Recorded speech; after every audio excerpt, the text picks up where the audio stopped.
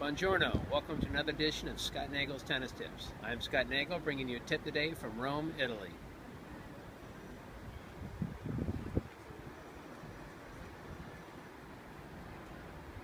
Today's off-court tennis tip will be covering ways that different levels of players can practice together.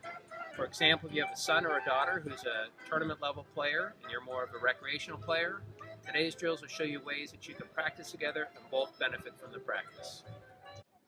This first drill is quite easy to set up. You have the more advanced player cover the entire half of the tennis court that they're on, even including the doubles alleys. The less advanced player would use just half of the tennis court and only have to cover shots in that area. You can alternate both forehand and backhand sides. Both players can use targets, and you can either play a competition or just have a rally. In addition to having the stronger player cover a larger part of the court, and the weaker player having to cover just half a tennis court, you can add additional challenges, such as a stronger player having to use just the backhand, their weakest shot, or perhaps a shot they don't get to practice very often, like the backhand slice. This should allow both players to have a more equitable rally or competition.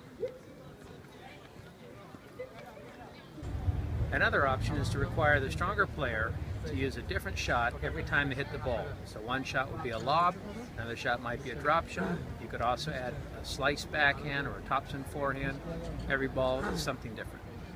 Another option is to have the more advanced player use the same stance for every shot, like an open stance forehand and backhand, semi-open, or even square stance for all shots, whichever stance the advanced player finds most difficult to use.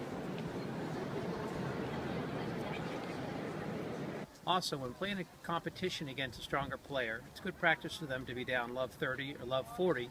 You can play an entire set this way and even use some of the earlier challenges for them, such as having to use their backhand or backhand slice predominantly throughout the point.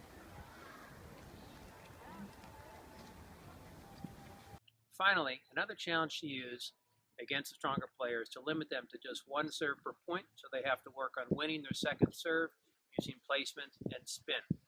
Stay tuned for more tips from Scott Nagel Tennis. We'll see you on the courts.